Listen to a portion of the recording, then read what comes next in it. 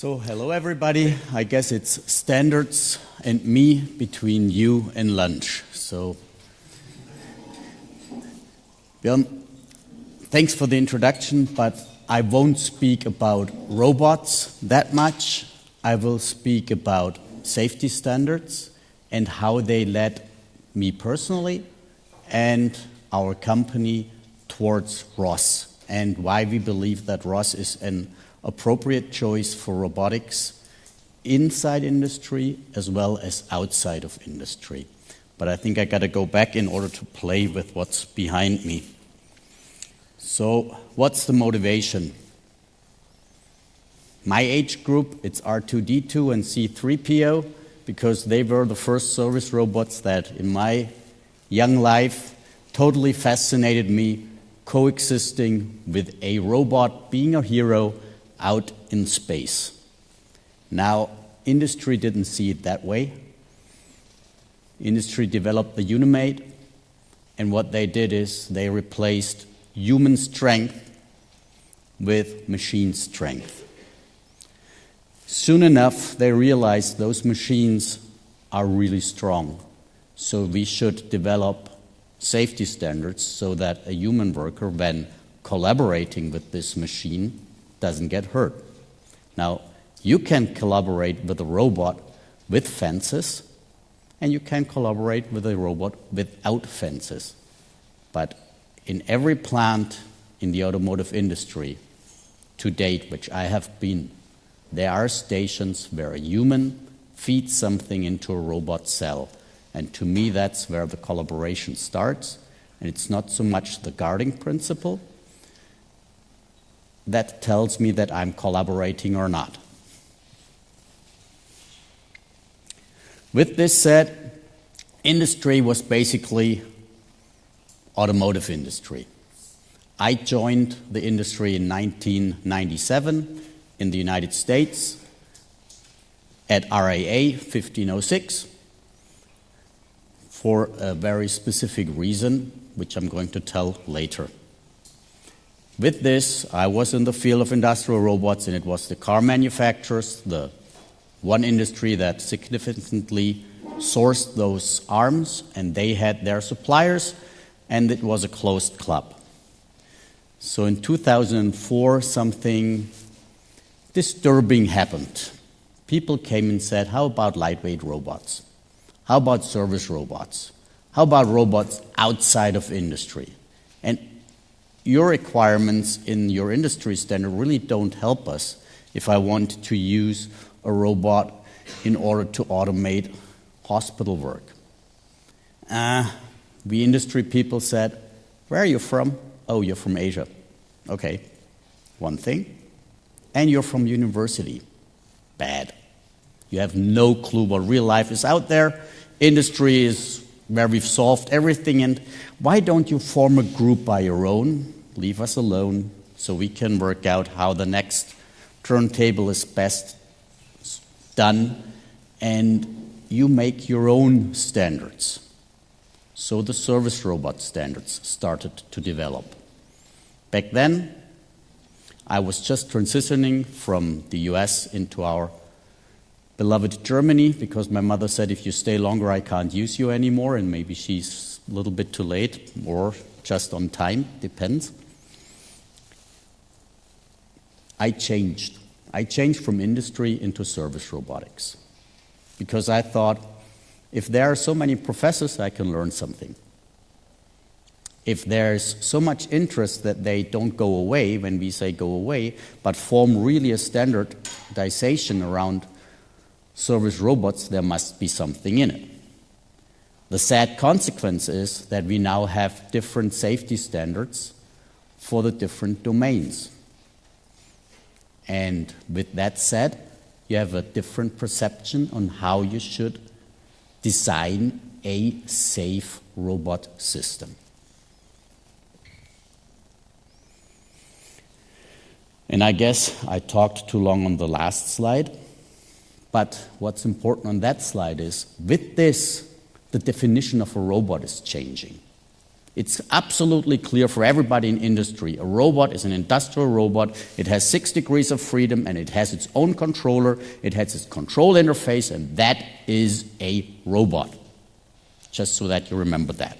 But that's changing. To me, that's a robot. It's the Fraunhofer Chatbot 4, and I put it into 2 different settings.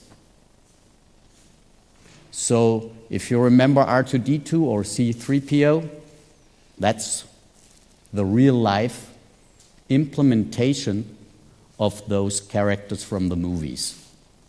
You can have them assist a worker on the shop floor, or you can have them assist a doctor while going through the hospital. What's the strength of this system? It's the database it's connected to. It's everything that Industry 4.0, or the Industry 4.0, I have to say that in German because it's a German term. And my sister was in the group that formed that term, and she tells me every time, Thomas, if you say Industry 4.0, it's wrong, it's Industry 4.0. And I'm glad that we're now in the times of digitalization, because digitalization is a better term for it. And we are moving forward where software is the value. You saw that in the previous presentations. It was the ease of teaching the robot through software with the Cat 2, forgot the rest of it, product. But that is what is changing. So people say a chatbot. What is a chatbot? It's a software that helps me search a database to give tech support over the telephone without a human being involved.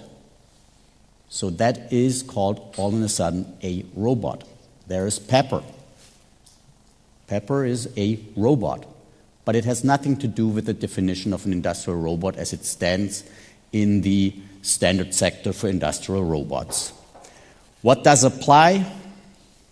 It's simple, the 3 laws of robotics from Asimov. Robot shall not hurt anybody. Robot shall obey, which is nice. That means it follows the path that I programmed. Or it follows the path that artificial intelligence, through sensor vision, indicates to the robot how it should apply when an obstacle comes into the way, as we've seen at one of our previous presenters. A robot is now also an AGV. Different definition of a robot. But it does obey by changing its path to avoid a collision. And the last one is, if you can't obey law 1 and 2, you need to follow law 1. That means you can't protect yourself as a robot anymore, and you go into a crash in order to save the human. With all that said, gesture control becomes interesting, intuitive teaching becomes interesting, mobility is more interesting than ever, and that's where ROS starts to come into play. So, why do we believe that ROS is a success factor? Is it the module design of ROS for flexible solution? It is a standardization across manufacturers with a potential for that. Is it additional flexibility? Is it the networking interoperability with Industry 4.0 in mind? Well, our answer was a different one. Why is ROS the most important part of the offering when it comes to robotics? Remember the standards? Remember human-robot collaboration. Pilz is a company that does safety. It does safety control, it does safety sensors. Now, in the old industrial world, we had fences. You can very nicely put doors into fences, you can interlock them, you can have a safety PLC behind them, and everybody is separated from the hazard. Everything is wonderful. Here comes human-robot collaboration. Changes Pilz's entire world. Robot manufacturer makes safety functions. Where is the need of a safety PLC? Its added cost? No need. Robot manufacturer suggests it is a cobot. By the way, it's a word that is for marketing, and cobots don't exist. You have safety functions, which are for a robot, and depending on the safety functions, you can take a robot out of a cage, or you need to leave the robot inside of the cage. But with this set, the conventional safety sensors are challenged because the infrastructure goes away where I can put a light curtain. The infrastructure goes away where I put a door with an interlock switch. So we had to decide, what are we going to do with this? Sit there and let the world change and complain, or do something about it? And that's when the family sat together, and we are a family business, and the guy from the US said, why don't we have robot modules? So it was decided at the family table, we're going to have robot modules. What did we have? We had a safety PLC, and we had intensive knowledge on how to make a robot cell safe. Great, let's make one module that's consulting. So that's how we helped, for example, BMW in the United States to implement the first UR application without fences, because we had the knowledge how to do it in compliance with RIA 1506. And that's basically coming back to what my pre-speaker said. You need to be in compliance with a standard, whether you use ROS or proprietary system. The next thing was, let's have an ARM, because we need to have something where we can adopt our sensors to, so that in the future, when nobody buys a light curtain anymore, or a safety mat that's on the floor anymore, I have a sensor that somebody that builds robot cells is needed. So let's make a manipulator. Darn, a manipulator needs to be programmed, needs to be driven. What do we have? Well, we have a motion controller. So let's look at the motion controller. Can the motion controller do a kinematics? And we tried it with our advanced research group, and it worked. But when we looked at what the established robot manufacturers had, we said, no way in 10 cold winters will we be able to catch up the 9 years of development in the proprietary robot systems. And that's exactly where we said, there is ROS. There's a whole university generation behind it. Who needs conventional programming of robots? Guys like me that are 51 years old, that have learned it, have their degrees, and they know how to program because they have learned the proprietary system. They still need it, but those that were at that time at the university, that are in the industry now, that learned Python, that learned about ROS, they don't need that any longer in order to make a robot drive. So why fight with old, outdated technology when there is new technology on the horizon? So a company like ours has nothing to lose because we already lost.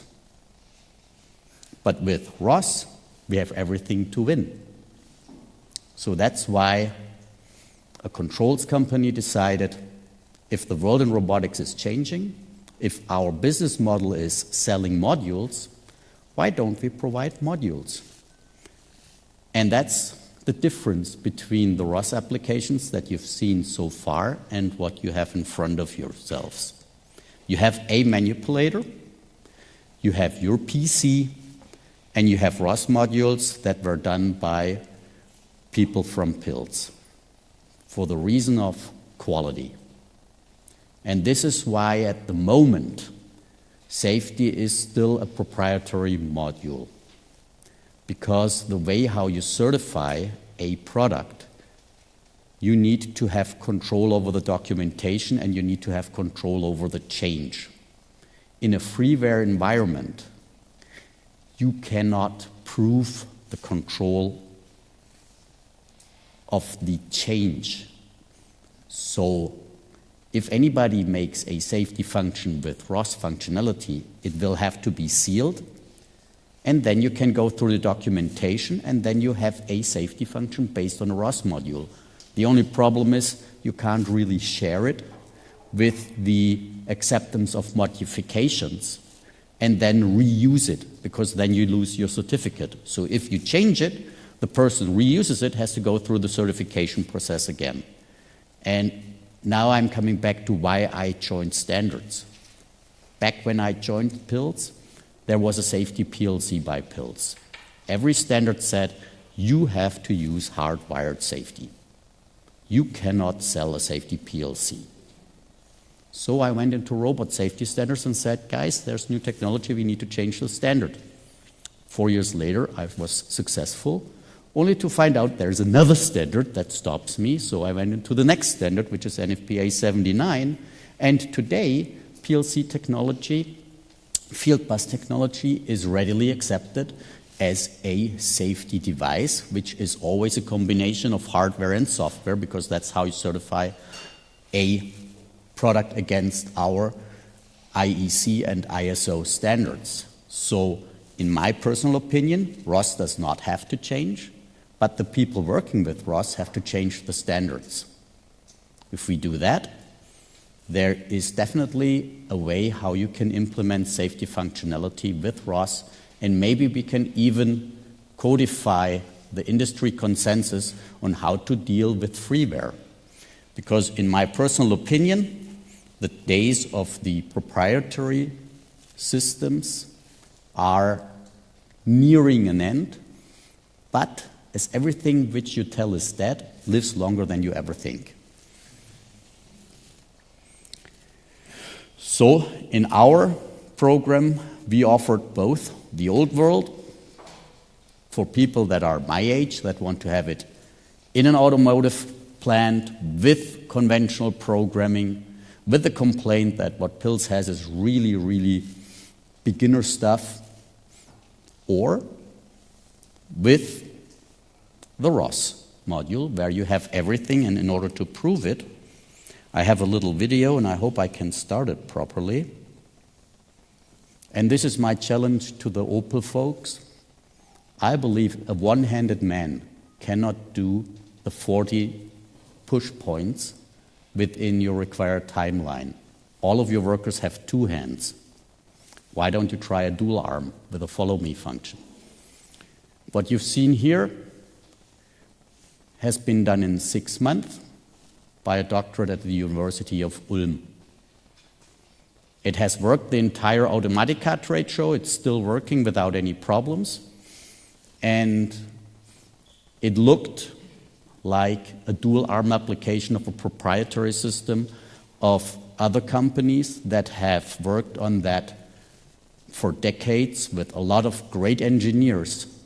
And that to me is the other game changer. You can have a couple of very motivated people working together in ROS, catching up with established companies that have been in the field for a very long time. And that, to me, is another proof that ROS-Industrial is very important, that the work from the Fraunhofer Institute is really needed in order to get the one thing that ROS is still missing, the trust. And that's the whole thing about safety. It's all about trust, and so it is with the use of ROS. If not, conventional automation will prevail, that it works on a very simple application, even when it comes from a control company with only 5 years of work into the program. Is this presentation? What's interesting on that presentation? I wanted to make a showcase that our modules are interoperable. The AGVs are from a startup, and the CE marking is from our safety group, everybody thought, oh great, I got a robot. I can buy that robot. And I said, no, this is just a showcase. It has also been built in six months by our advanced development group with the help of our production technology department, our trade show group. It was their project, and it looked like a finished product. My problem is, it actually is a finished product because I have a CE declaration for it. But Pilz is not a robot manufacturer. And that proves me the point. What we have thought a robot manufacturer is no longer really valid, because it is the one that makes the application. It's the one that makes the cell. Who is the true robot manufacturer? Because robots against 10 to 18 part 1 are semi-finished machines. So in this case, Opel Special Maschinenbau Group is the robot manufacturer. The AGV manufacturer is the robot manufacturer. Even a research group would qualify as a robot manufacturer, make a startup, and here you are, a total new breed of robot manufacturers which have nothing in common with what the robot manufacturers are. And if what I say today becomes reality, the robot manufacturers of today will become module manufacturers. And then there are good manipulators, there are not so good manipulators on the durability, but they're all programmed by Movelt and by other ROS elements, where you can choose the business model that Fraunhofer just has shown. We're making the ROS navigation for our customers and sell it. Wonderful. We have a way how we can make money with it. That's very important. Or we don't want to spend that money. We take what's in the freeware and build our own systems over and over again where it makes sense. So, with this said, we're going to continue our path on ROS for the time being, because changing a standard can be very, very tedious. It might need a little bit longer before we can have our safety function designed in ROS, but I would never rule that out. Thank you so much for your attentions, and should there still be time for questions, I'm open for it.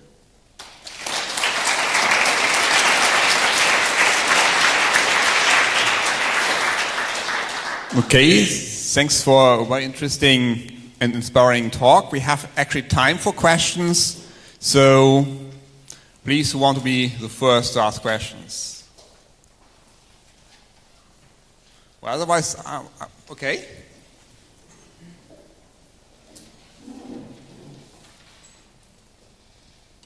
Thank you very much for this very interesting presentation. You mentioned at the end that you are not a robot manufacturer, but you will provide modules. So a normal robot is, there's a controller, there's a software, and there is the arm. The arm is normally, and you've shown it, a 6-axis arm, for example, and even if you have these in modules, it must be some kind of serial behind this, and then you are still some kind of robot manufacturer, because you need to provide. Do you provide the hardware, the complete arm, or just software and controller modules? See, I provide hardware modules, which is an arm or a laser scanner.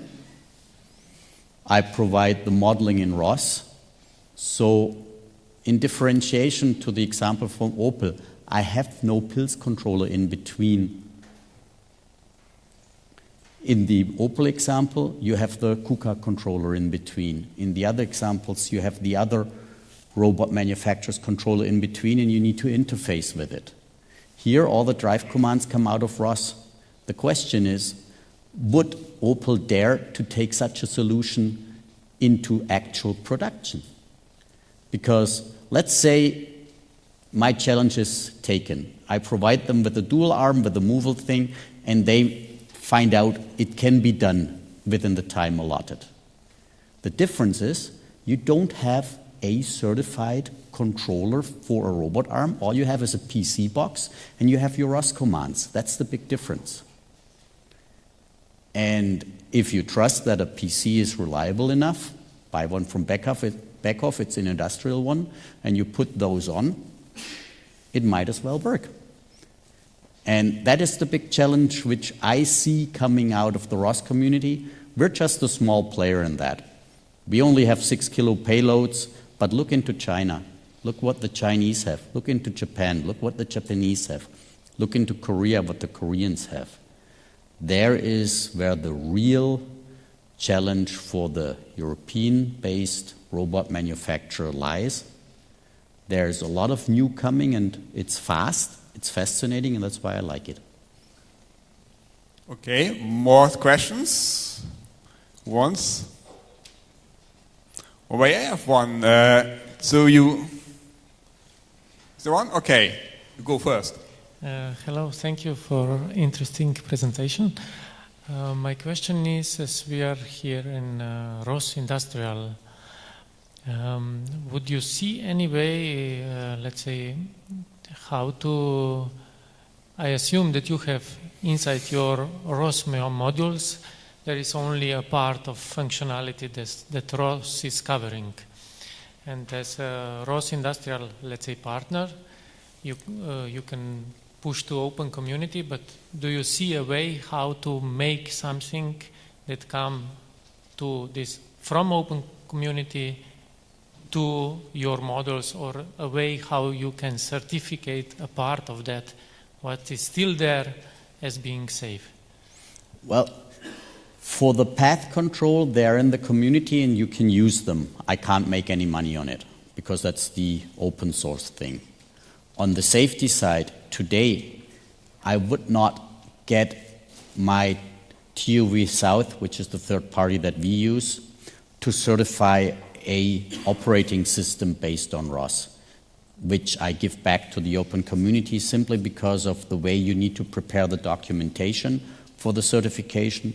I do have a 61508 development process that might as well be changed from writing our operating system in C++ to writing it in Python. But does that make this operating system ROS? I would say no. So for safety, I would take the longer road, see how I can influence the standards, see how I can have the documentation there and implement the safety function. But you've seen it, all of those presentations, you don't need to have the safety function into ROS in order to have a good path planning. As long as you keep the control function separated from the safety function, you have a lot of playing field. I mean, you can ignore a signal in the advanced area when you have a situation where you would need to shut down the operation in the red stopping zone. Because if you have the laser scanner, if there is any disturbance by heavy dust, for example, in the red zone, it has to switch off. If the heavy dust falls down outside of the red zone, and it can be measured where it falls down, the signal comes, I don't see anything out there anymore, you can let your application continue working because you only need that zone in order to have a pre-alert or a navigation function going, which at that moment, because you're stationary, you don't even need. And then when the dust is away, you can navigate again with no problems, and the system is not stopping you. So it's basically playing with where does a safety function make sense and where does a control function make sense. And not everything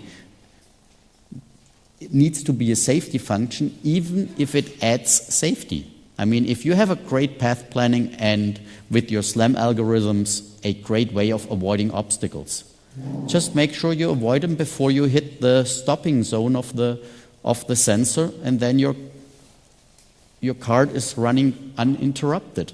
And that's the current problem of most of the AGVs. They have something in their field and they need to stop.